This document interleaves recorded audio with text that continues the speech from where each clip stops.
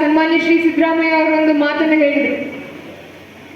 ಕರ್ನಾಟಕ ರಾಜ್ಯದ 100 ವರ್ಷದ ಇತಿಹಾಸದಲ್ಲಿ ನಾವ್ಯಾರೂ ಕೂಡ ಇಂಥ ಭೀಕರವಾಗಿರುವಂತಹ ಬರಗಾಲವನ್ನ ನೋಡಿರಲಿಲ್ಲ ಅಂತ ಅವರು ಒಂದು ಮಾತನ್ನು ಹೇಳಿದರು.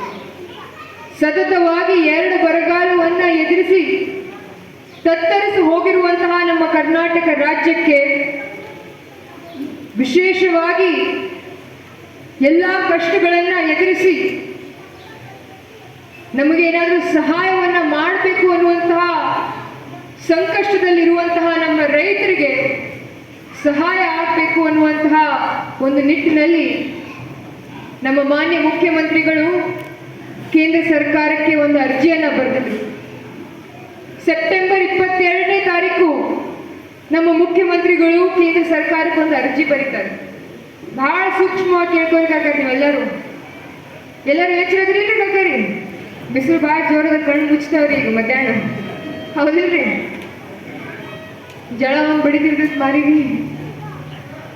ಎತ್ತರ ನೋಡೋಣ ಎಲ್ಲರೂ ಕೈ ಎರಡು, ಎಲ್ಲರೂ ಎಚ್ಚರದಾರ ಹಂಗಂದ್ರೆ. ಸೊ ಅದಕ್ಕೆ ನಮ್ಮ ಮುಖ್ಯಮಂತ್ರಿಗಳು ಒಂದು ಅರ್ಜಿಯನ್ನ ಕೊಟ್ಟರು ಕೇಂದ್ರ ಸರ್ಕಾರಕ್ಕೆ. ಅವ್ರು ಏನ್ ಹೇಳಿದ್ರು ಅಂತಂದ್ರ, ನಮ್ಮ ಕರ್ನಾಟಕ ರಾಜ್ಯದಲ್ಲಿ ನಾವೊಂದು ಭೀಕರ ಬರಗಾಲವನ್ನ ನೋಡ್ಲಿಕ್ಕೀವಿ. ಕರ್ನಾಟಕ ರಾಜ್ಯದ ರೈತರಿಗೆ ಸುಮಾರು 35,000 ಕೋಟಿಯಷ್ಟು ಹಾನಿ ಆಗೈತಿ. ಸೊ ಅದಕ್ಕಾಗಿ ಮೊದಲನೇ ಹಂತದೊಳಗ ನೀವೆಲ್ಲರೂ ಕೂಡ ಕರ್ನಾಟಕ ರಾಜ್ಯದ ರೈತರ ಜೊತೆ ನಿಂತು ಅವ್ರಿಗೆ ಸಹಕರಿಸಿ 18,172 ಕೋಟಿಯನ್ನ ನೀವು ರೈತರಿಗೆ ನಮ್ಮ ಕರ್ನಾಟಕ ರಾಜ್ಯಕ್ಕೆ ಬಿಡುಗಡೆ ಮಾಡಬೇಕು ಅನ್ನುವಂತಹ ಮಾತನ್ನು ಅವ್ರು ಹೇಳಿದರು.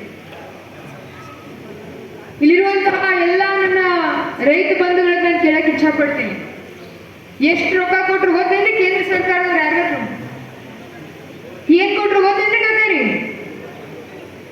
ಅವ್ರು ನಮ್ಗೆ ಚಂಪು ಕೊಟ್ಟಾರ ನೋಡ್ರಿ ಕಕ್ಕರಿ. ನಾವೆಲ್ಲ ಕೇಳಿದ್ವಿ ನಮಗೆ ಪರಿಹಾರ ಕೊಡ್ರಿ ಅಂತ. ನಮ್ಮ ಮುಖ್ಯಮಂತ್ರಿ, ಉಪಮುಖ್ಯಮಂತ್ರಿಗಳು, ಖರ್ಗೆ ಸಾಹೇಬರು ಎಲ್ಲರೂ ಹೋಗಿ, ನಾವು ಜಂಟಿಯಾಗಿ ನಮ್ಮ ಶಾಸಕರು ಎಲ್ಲರೂ ಹೋಗಿ ನಾವು ಕೇಳಿದ್ವಿ.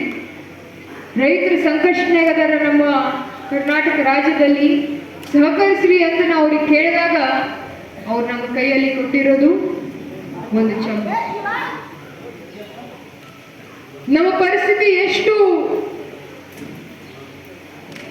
ಕೀಳುವಾಗಿ ಅವ್ರು ನಮ್ಮನ್ನ ನೋಡಿದ್ರು ಅಂತಂದ್ರ, ಕರ್ನಾಟಕ ರಾಜ್ಯದ ಭಾರತ ದೇಶದ ವಿದ್ಯಾಮಂತ್ರಿಗಳು ಯಾರ್ಯಾರು ಗೊತ್ತೇನ್ರಿ? ವಿದ್ಯಾಮಂತ್ರಿ ಹೆಸರೇನಂತ?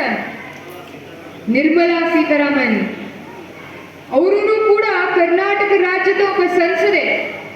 ಅವ್ರಿಗೆ ದೆಹಲಿಗೆ ನಾವು ಕಳಿಸ್ತೀವಿ, ಕರ್ನಾಟಕ ರಾಜ್ಯದವರು. ಅವರೊಂದು ಮಾತನ್ನ ಹೇಳಿದ್ರು, ಎಲ್ಲ ರೈತರು ಬಹಳ ಕಿವಿ ಕೊಟ್ಟು ಕೇಳ್ರಿ ಅವ್ರು ಏನ್ ಹೇಳಿದ್ರಂತ. ಅವ್ರು ಏನ್ ಹೇಳಿದ್ರಂದ್ರ,